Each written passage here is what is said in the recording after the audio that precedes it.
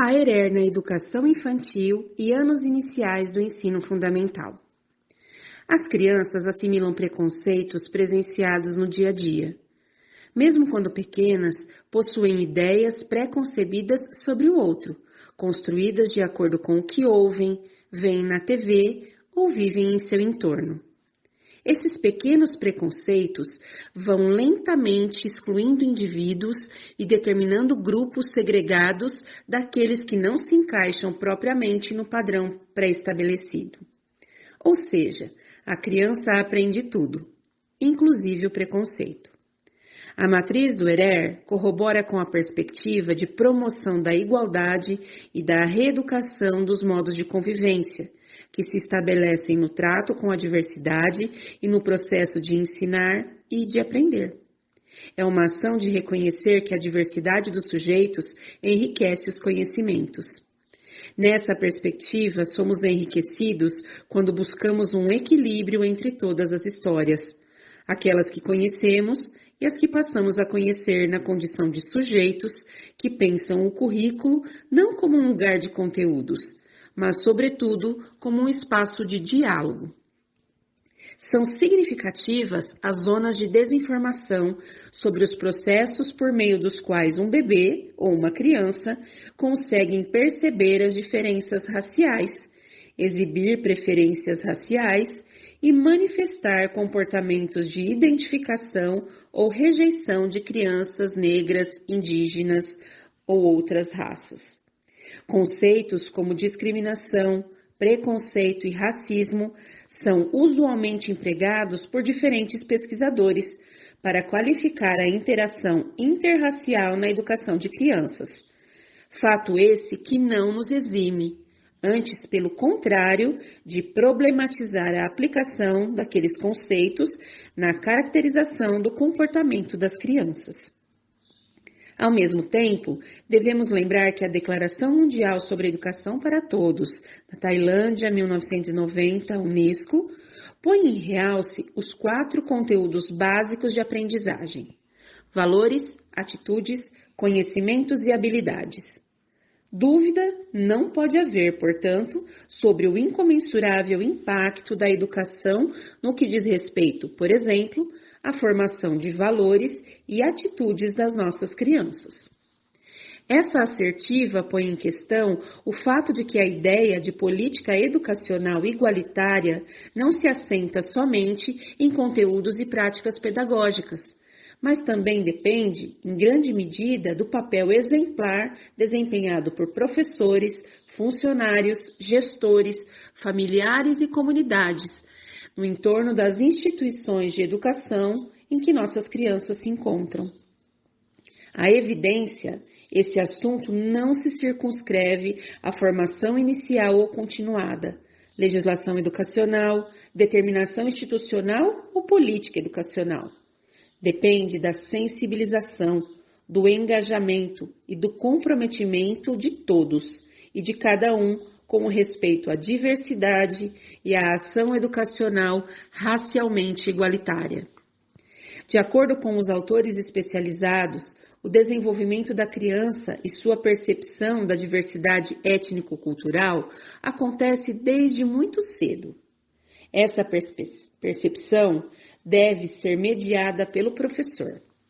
As crianças, desde a mais tenra idade, percebem características físicas, tais como cor da pele ou textura dos cabelos. Identificam o gênero e são curiosas. Identificam as diferenças entre os sujeitos.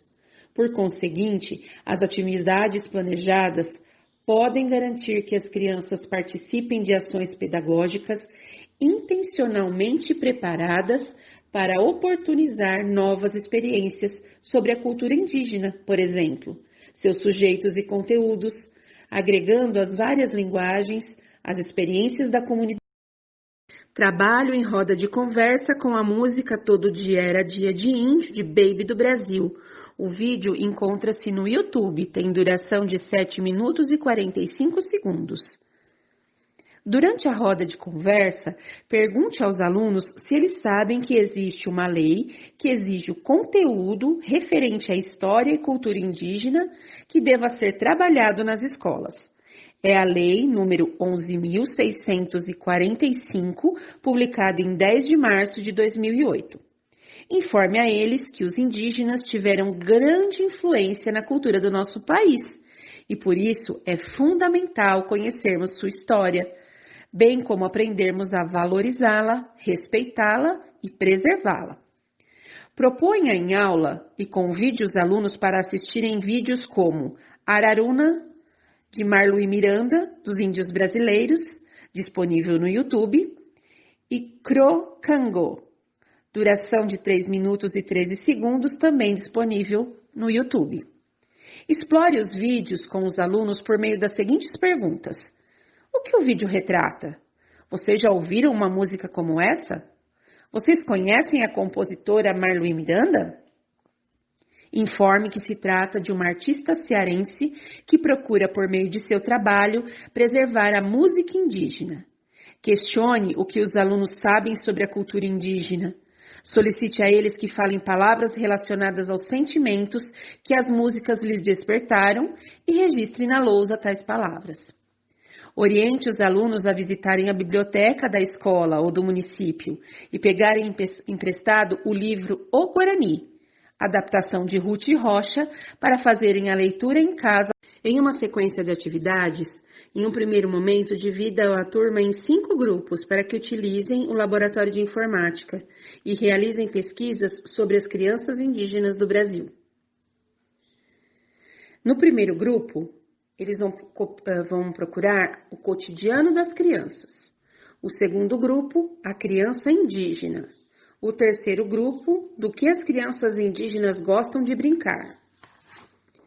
O quarto grupo, jeitos de aprender. O quinto grupo, alimentação. Em um segundo momento, após essa busca inicial, solicite aos alunos que listem as informações que construíram em relação às crianças indígenas, principais costumes, moradia, alimentação, brincadeiras, entre outros.